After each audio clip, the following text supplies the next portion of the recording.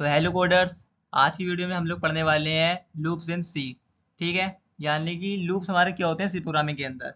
तो सिंपल भाषा में अगर मैं बताऊं तो लूप हमारे वो होते हैं यानी कि repeat a block of code. यानी कि एक ब्लॉक ऑफ कोड होता है जो कि बार बार रिपीट होता है, जब तक रिपीट होगा जब तक कि हमारी कंडीशन फॉल्स नहीं हो जाती है। ठीक है, वो हमारे लूप्स कहलाते हैं। जो हमारे लूप्स होते हैं वो हमारे मेनली थ्री टाइप्स के होते हैं। एक फॉर लूप होता है हमारा, एक वाइल लूप होता है, और एक हमारा डू वाइल लूप होता है। तो आज की वीडियो में हम सिर्फ अपना फॉर लूप को कवर करेंगे।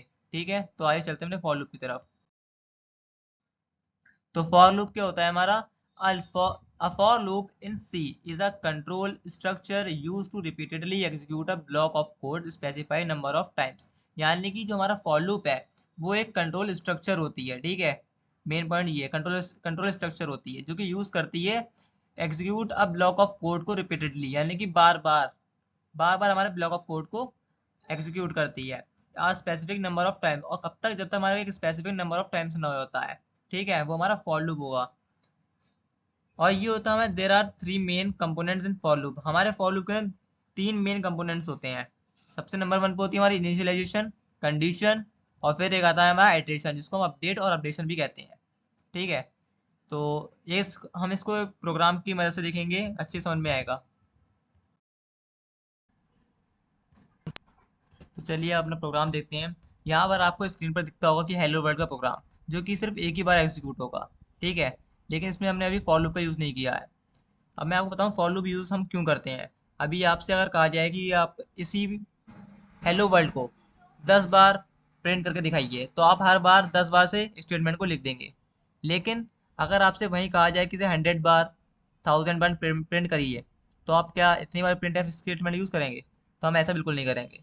हम तो इसलिए हम यहाँ पर यूज़ करेंगे अपने फॉर लूप को, जो कि हमें कितनी बार भी प्रिंट करा के दे सकता है हमारा हेलो वर्ल्ड। तो हम सबसे पहले इसकी सिंटेक्स लिखते हैं कि फॉर लूप कैसे लिखते हैं। तो सबसे पहले हम फॉर लूप लिखते हैं जिसके अंदर हमारा इंटीजर लिखते हैं, जो कि आप बाहर भी डिफाइन कर सकते हो। ठीक है, यानी कि हम आई लिखेंगे जो कि हमारी इसकी वैल्यू 1 से ले लेते हैं। 1 से स्टार्ट होगी और जाएगी ग्रेटर देन इक्वल्स टू 10 तक। ठीक है, और हर बार में जो हमारा आई है वो प्लस प्लस होगा। अब यहाँ पर मैं आपको बता दूं कि जो हमारा आई इक्वल्स टू 1 है ये हमारी इनिशियलाइजेशन है। ठीक है, ये हमसे इनिशियलाइज कर रहे हैं जो कि फॉर लूप के अंदर करते हैं।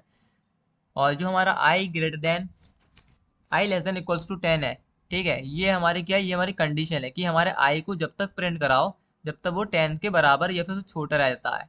ठीक है, और आई प्लस प्लस यानी कि हर बार में आई की वैल्यू इंक्रीज होगी। तो उसे हम रन करा के कंपाइल करते हैं पहले।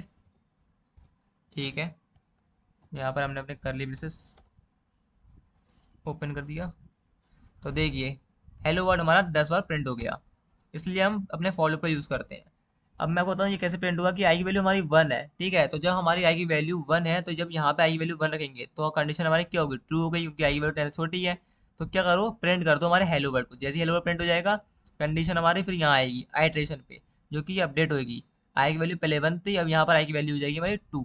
जैसी आई की वैल्यू 2 होगी तो यहाँ फिर कम से कंपेयर हो जाएगा, यानी कंडीशन चेक होगी कि आई की वैल्यू 2 है, अगर 2 10 से छोटा है कंडीशन फिर ट्रू हो जाएगी, फिर एलो बार प्रिंट हो जाएगा। ऐसे ही ये 10 जैसे ही आएगा, ठीक है, तब भी प्रिंट कर देगा। लेकिन जैसे ही यहाँ पर इंक्रीज होगी 11 वैल्यू, जैसे आई की वैल्यू यहाँ पर 11 होगी तो 11 10 से छोटा है, कंडीशन यही फॉल्स हो जाएगी, तो हमारी स्टेटमेंट खत्म हो जाएगी और हमारा गेट सी एच और ये वाला फंक्शन चालू हो जाएगा। तो इस तरीके से वाला हमारा प्रोग्राम जो है वर्क करेगा। ठीक है, तो आई होप आपको वीडियो समझ में अच्छे अच्छे से आई होगी। वीडियो को लाइक करना, चैनल को सब्सक्राइब करना मत भूलना।